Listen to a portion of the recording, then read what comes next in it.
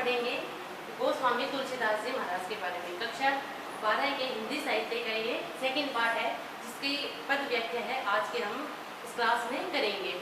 गोस्वामी तुलसीदास जी महाराज जो कि अपनी भक्ति काल की जो सगुण धारा है उसके श्रेष्ठ कवि माने जाते हैं तुलसीदास जी महाराज। इनका जन्म है वो विक्रम संवत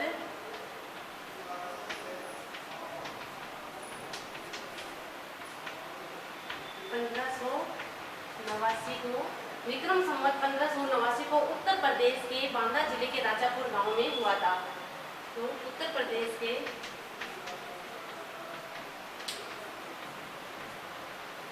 बांदा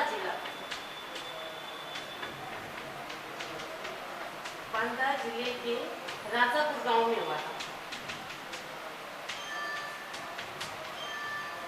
राजापुर गांव में इनका जन्म हुआ था। विक्रम संवत 1589 को उत्तर प्रदेश के बांदा जिले के राजापुर गांव में इनका जन्म हुआ था।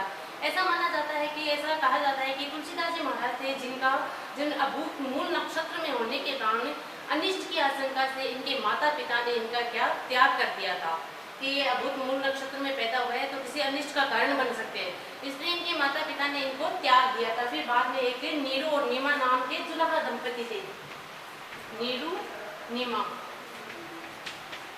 जिन्होंने इनका लालन पालन है वो किया था। लालन पालन किया था। नीरू और नीमा नाम के जुलाहा दंपति जो निसंतान थे, उनके कोई संतान नहीं थे और इन्होंने इनका लालन पालन है वो किया था। अब आता है कि इसके बाद में स्वामी नरहरिदास, गुरु नरहरिदास ने इनको शिक्षा दीक्षा दी थी। इनके गुरु थे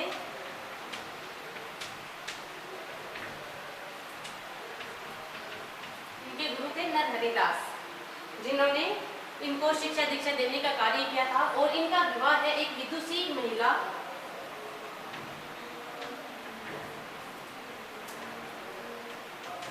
रत्नावली से इनका विवाह हुआ था। रत्नावली से इनका विवाह हुआ था। विदुषी महिला थी, बहुत ही दूरदर्शी थी, विदुषी महिला थी, तर्क संगत बात कहने वाली थी, बात कटुता थी।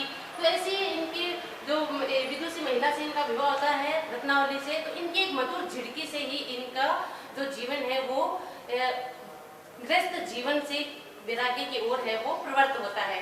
इनका जो जीवन है वो गृहस्थ जीवन से वैराग्य की तरफ जाता है। मधुर झिड़की इनको मिली थी इनकी पत्नी रत्नावली के द्वारा।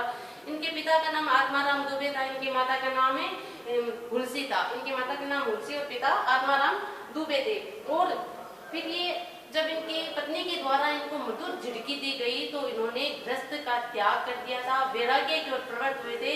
और वैराग्य की तरफ जाते जाते इन्होंने कई जो धार्मिक स्थल थे इनकी यात्रा है वो की थी, जिसमें ये है कि काशी जाते हैं, गंगा घाट पर जाते हैं और ये वैराग्य भ्रमण करते हुए और इनका ऐसे तीर्थ स्थानों का भ्रमण करते हुए संवत 1680 में इनका निधन हुआ था। संवत 1680 में श्रावण शुक्ला सप्तमी को, श्रावण शुक्ला सप्तमी को इन्होंने अपना त्याग है वो कर दिया था। श्रावण शुक्ला सप्तमी को गंगा घाट पर इन्होंने अपना है वो त्याग कर दिया था। और विद्वानों की अगर बात माने तो इनके द्वारा रचित जो ग्रंथ है उनकी संख्या कितनी मानी जाती है? 12 माने जाते हैं कि इन्होंने 12 ग्रंथों की रचना की थी। जिसमें देखिए मैं नाम लिखती हूँ यहाँ, कवितावली, दोहावली, गीतावली, दोहावली, गीतावली, रामचरितमानस,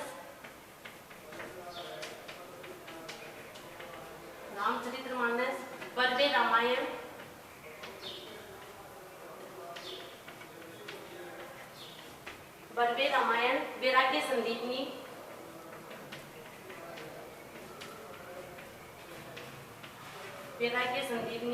रामलला नछहु। इस प्रकार से इनकी जानकी मंगल है, पार्वती मंगल है, रामलला नछहु है। तो इस तरह से इनकी जो रचनाएं हैं, मुख्य रचनाएं हैं वो 12 मानी जाती है। मुख्य रचनाओं में कवितावली, दोहावली, गीतावली, रामचरितमानस, रामाज्ञा, प्रश्नावली, ये सब इनकी 6 जो है वो मुख्य बड़े ग्रंथों में आती है। बाकी जो छोटे ग्रंथ है इन्होंने लिखे, पार्वती मंगल है, जानकी मंगल है, विराग्य संदीपनी है, बड़वे रामायण है, इस तरह से।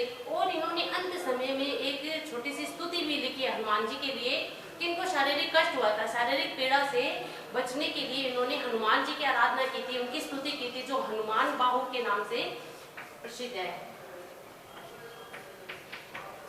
हनुमान बाहु, हनुमान बाहु की एक छोटी सी स्तुति है हनुमान जी के लिए उन्होंने लिखी थी। तो इस तरह से ये इनकी रचनाएं थी। और इन सारी रचनाओं में इनका एक समन्वयकारी रूप है वो देखने को मिलता है। गृहस्थ और वैराग्य का समन्वय है, भक्ति और ज्ञान का समन्वय है, अनासक्त भावावेग और अनासक्त चिंतन का समावेश है, निर्गुण सगुण का समन्वय है, भाषा और संस्कृति का समन्वय, यानी कि समन्वय की विराट चेष्टा है वो इनके काव्यों में देखी जा सकती है। तुलसी जी का जो काव्य है वो विराट समन्वय का प्रतीक है, तो ऐसा इनमें सब में देखा जा सकता है। और रामचरितमानस जो इन्होंने लिखी है, रामचरितमानस हिंदू धर्म का एक बहुत ही महत्वपूर्ण महाकाव्य है, महाग्रंथ है ये।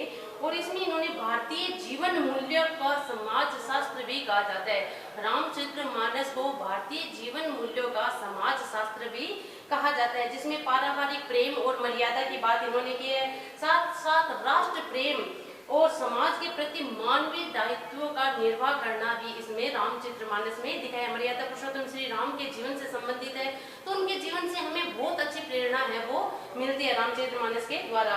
प्रस्तुत जो हमारी पाठ्य पुस्तक में जो इनकी व्याख्या पद है वो मंदोदरी के द्वारा है। रावण को समझाने का जो प्रयास है मंदोदरी द्वारा रावण को सीख देना कि हम सभी जानते हैं रावण था अधर्मी था, अत्याचारी था, अनाचारी था, पाप के मार्ग पर चलने वाला था, और इसी के अधर्म का मार्ग पर चलते हुए उसने प्रभु श्री राम की पत्नी जानकी का हरण कर लिया था।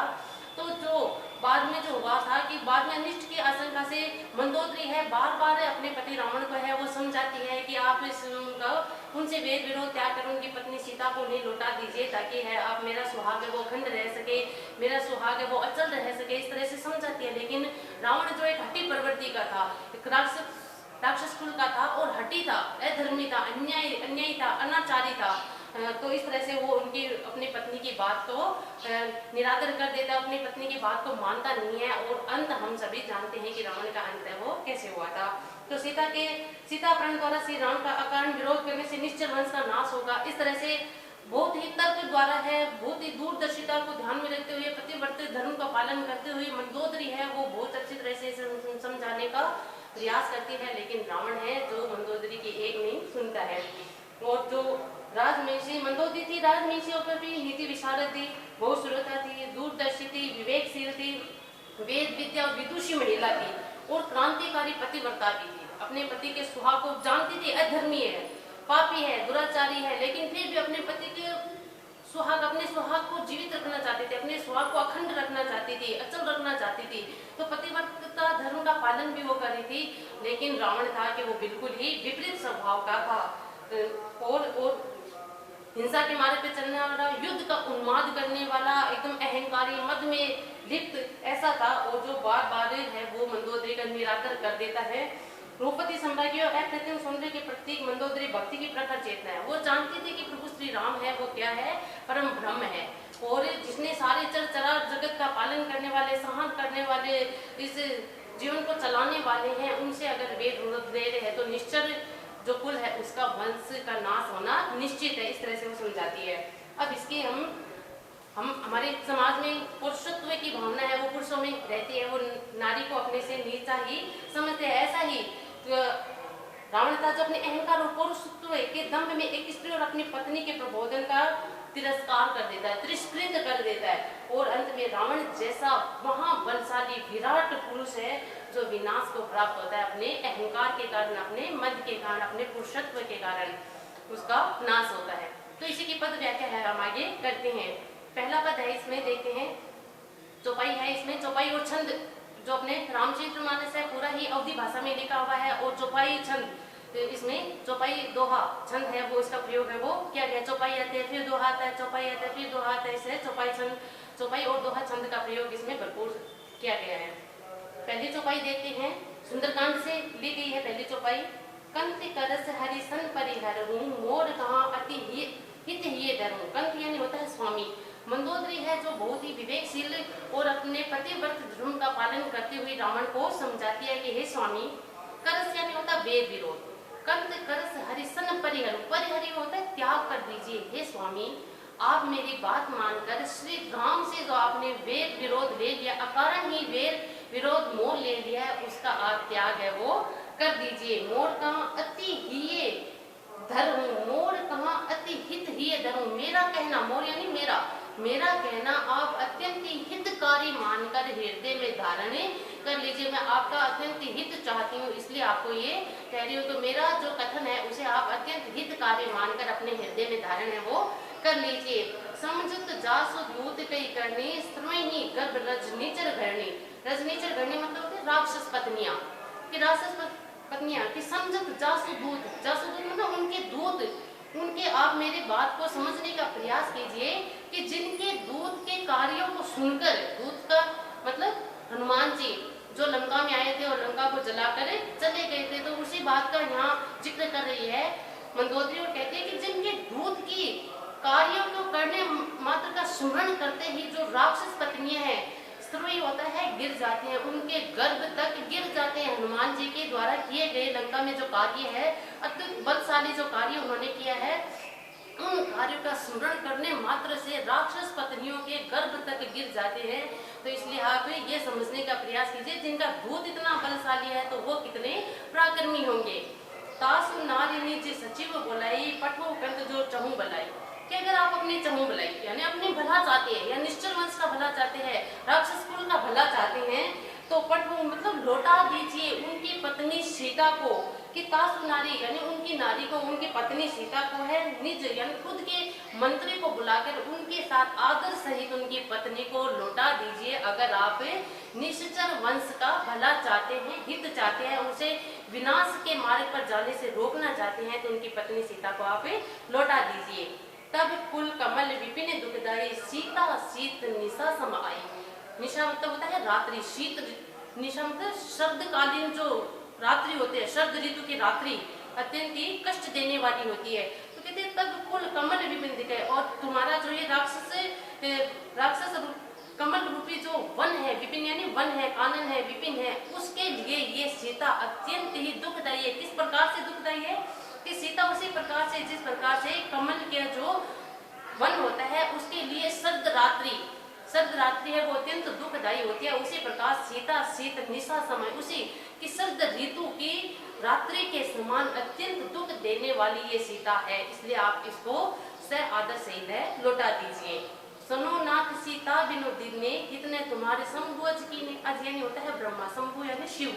कि हे स्वामी, हे सुनो नाथ, हे स्वामी, मेरी बात आप ध्यान से सुनिए कि सीता बिनु, अगर आपने सीता को नहीं लौटाया, सीता को आपने श्री राम को नहीं दिया, तो हित ने तुम्हारा हित तो स्वयं शिव और ब्रह्मा भी नहीं कर सकते, तुम्हारा भला तो वो भी नहीं कर सकते अगर आपने सीता को नहीं लौटाया तो।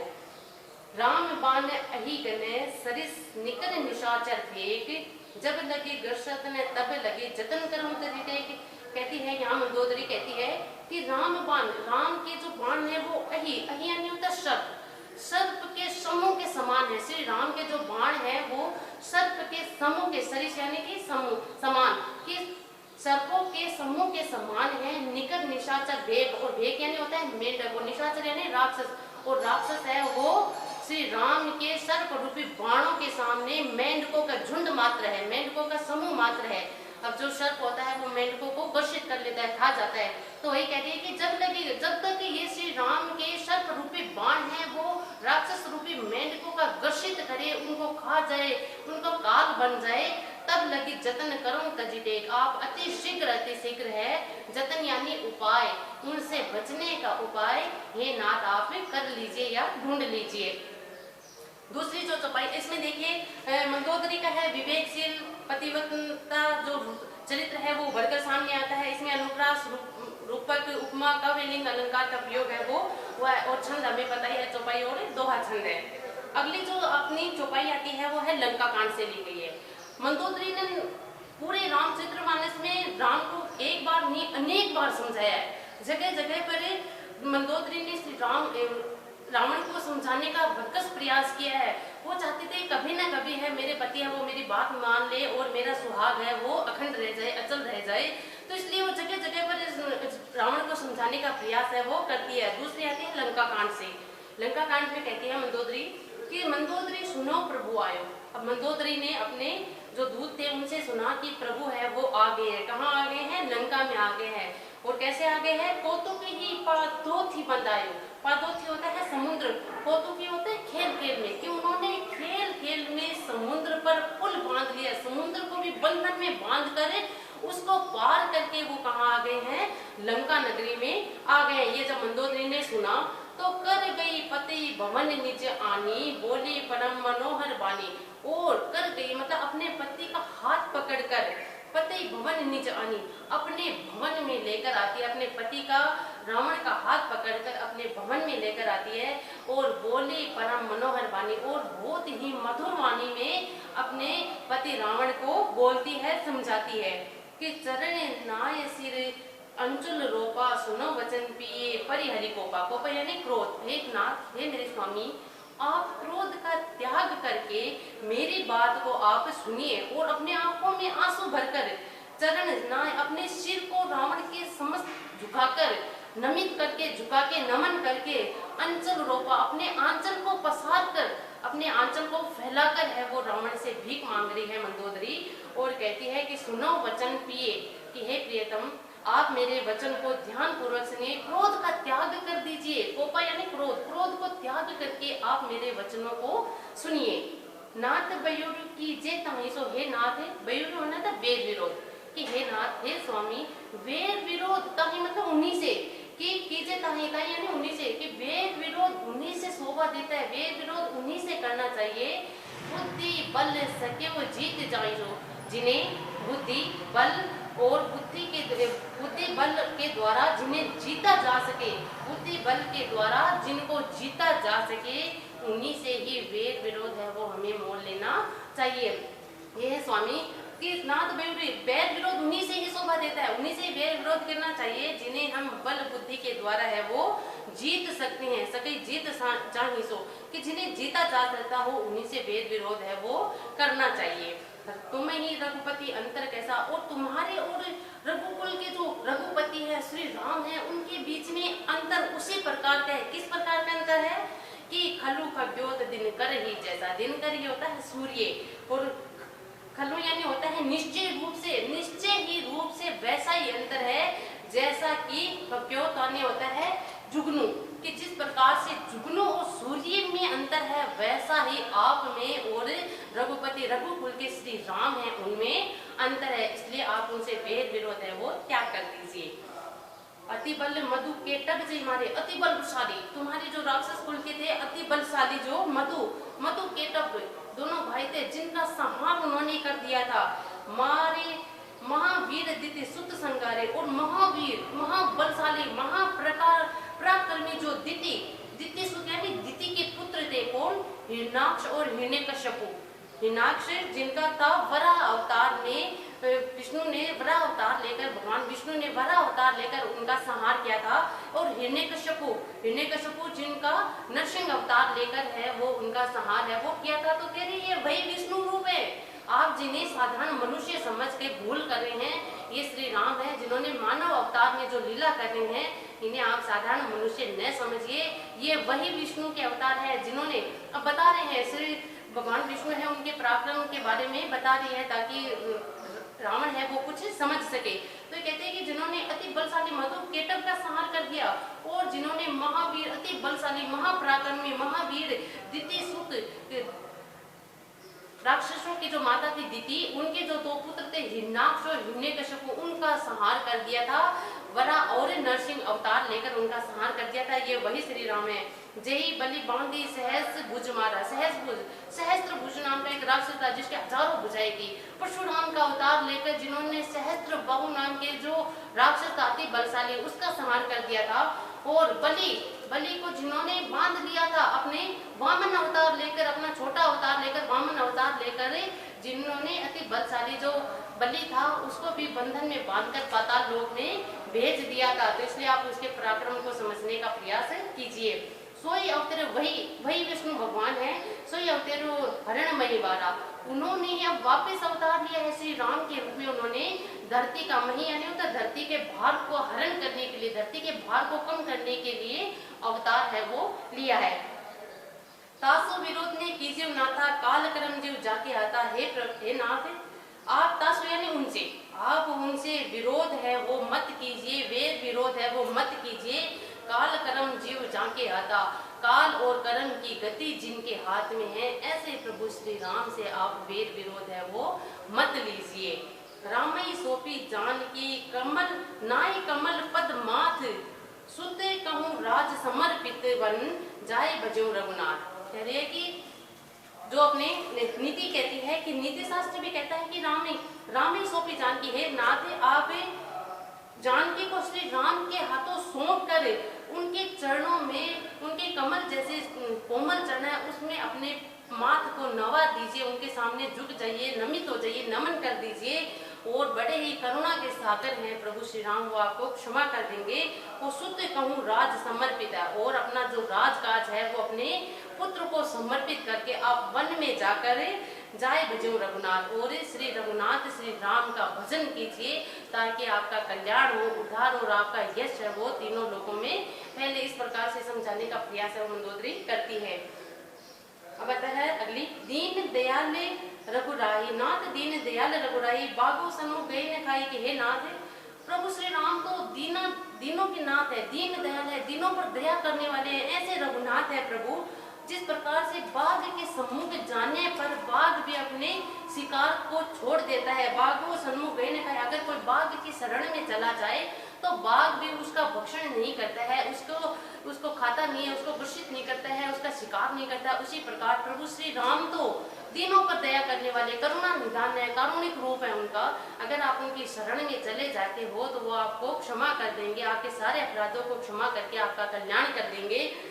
चाहिए करण सो सब करी बीते, तुम सुर असुर चराचर जीते कि हे नाथ जो तुम चाहिए, मतलब जो तुम चाहते थे, कि जो तुम चाहते थे वो सारे कार्य तुमने अपने जीवन में है वो कर लिए। कि चाहिए करण यानी कार्य, कि जो तुम चाहते थे वो सारे कार्य आपने अपने जीवन में है वो कर लिए। सूर्य असुर चराचर जीते, तुमने सूर्य यानी देवताओं को, असुरों को और संसार की संपूर्ण चर और अचर जो संपत्ति थी उन सब चराचर पर आपने अधिकार है वो कर लिया है, जीत लिया है। जो तुम अपने जीवन में चाहते थे वो सब कार्य तुमने कर लिए हैं, अब तुम्हें किस बात का लोभ है।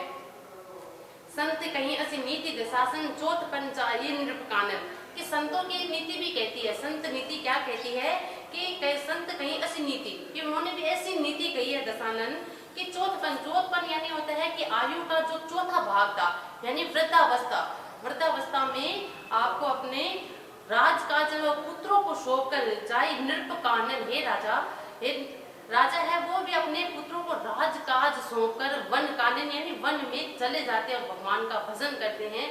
तो ऐसे संतों की नीति भी कहती है कि अब आपने जो सारे कार्य जो चाहते थे वो कर लिए हैं, अब आप अपने राजकाज को अपने पुत्रों को सौंप करें और वन में जाकर श्री रघुनाथ का भजन कीजिए।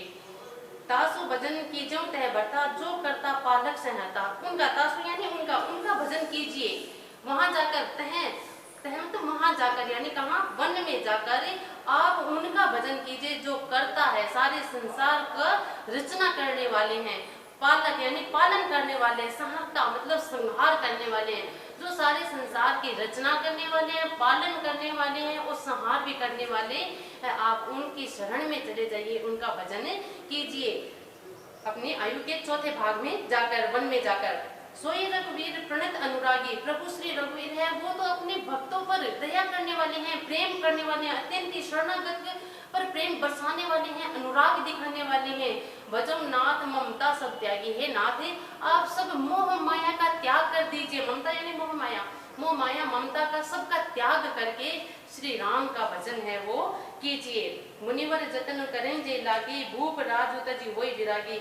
जो बड़े बड़े मुनिवर है वो उपाय करते हैं, जतन करते हैं, योग साधना में लीन रहते हैं, अपना संपूर्ण जीवन है वो योग साधना में लगा देते हैं। उनको भी ऐसा अवसर है वो प्राप्त नहीं होता है कि मुनिवर जतन करे जे लागे। उन प्रभु श्री राम को पाने के लिए, उन परम विष्णु को पाने के लिए, विष्णु भगवान को पाने के लिए मुनिवर है वो अनेक उपाय करते रहे हैं, योग साधना करते रहे हैं कि भूप राजू और बड़े बड़े भूप यानी राजा हैं वो भी अपने राजकाज को तजी वही विरागी, तजी यानी त्याग कर, अपने राजकाज को त्याग कर वैराग्य धारण कर लेते हैं उस परम ब्रह्म को पाने के लिए। तो आप तो बड़े भाग्यशाली हैं जो आपको ऐसा अवसर मिला है।